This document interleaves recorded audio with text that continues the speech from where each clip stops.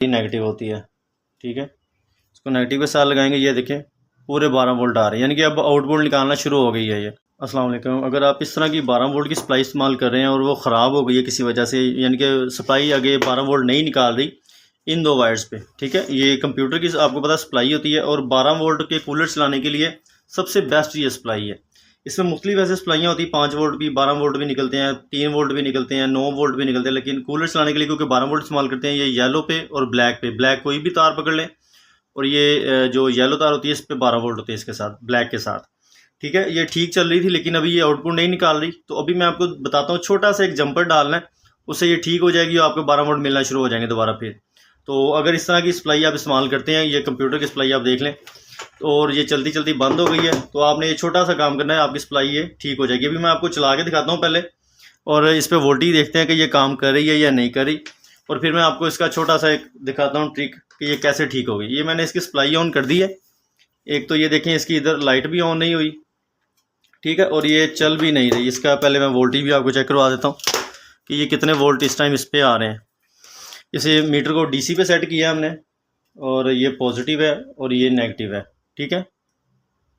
ये देखें 0 वोल्ट आ रहे हैं, 0.6, यानी कि कोई सप्लाई इस टाइम नहीं निकल रही। तो ये इस टाइम ऑन है, सप्लाई इसकी ऑन है।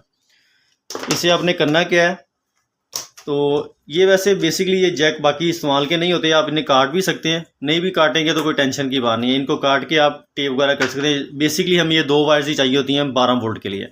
तो ये जो बड़ा जैक होता है ना, ये वाला बड़ा जैक, इसके अंदर एक वायर होती है, ये ग्रीन कलर की वायर, ये ग्रीन, ये देखें, ठीक है। ये बड़े जैक में ही होती है, और किसी में ये ग्रीन वायर नहीं है, सिर्फ ये कि इसके अंदर ग्रीन वायर होती है।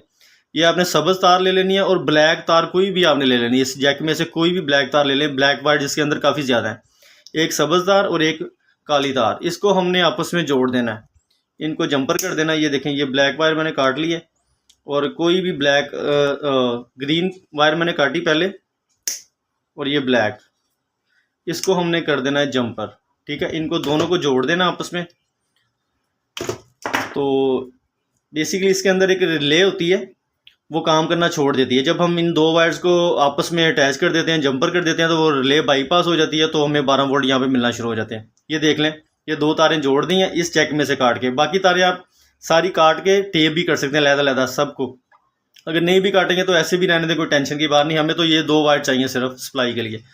तो अभी इसे ऑन करता हूँ, आपको दिखाता हूँ कि इसने आउटपुट कोई निकाली है या नहीं निकाली। ये देखें मैंने ऑन की है, तो ये आवाज़ भी आगे लेगी। ये देखें, ये सप्लाई ऑन हो गई, ये लाइट चल गई है, इसका पंखा भी चल गया है, ठीक है। पंखे की भी ये निशानी होती है कि जब ये सप्लाई ठीक हो तो ये फ़ैन इसका चल रहा होता है। तो अभी इसके वोल्टेज चेक कर लेते हैं कि कितने वोल्ट इसके ऊपर आ रहे हैं। पॉजिटिव और ब्लैक हमारी नेगेटिव होती है, ठीक है। इसको नेगेटिव के साथ लगाएंगे, ये देखें पूरे 12 वोल्ट आ रहे हैं, यानी कि अब आउटपुट निकालना शुरू हो गई है। ये सिर्फ ये जंपर डाला है, ठीक है। ये जंपर ग्रीन का और ब्लैक वायर का आप उसको जोड़ देंगे, तो ये हमारी वो देखें 12 वोल्ट आ रहे हैं। अभी आपको चेक करवाता हूँ मैं, ये देखें ये लाइट भी चल रही है। जैसे ही इसको दोनों को लहदा कर देंगे, ये देखें ये बंद हो गई है, लाइट बंद हो गई इसकी, और इसे दोबारा जोड़ते हैं, वो देखें ये लाइट चल गई, ठीक है। सिर्फ ये 2 वायर्स को हमने जोड़ना है, तो ये हमारी सप्लाई ठीक हो जाएगी। तो ये छोटा सा फॉल्ट था, उम्मीद करता हूँ आपको समझ आ गई होगी।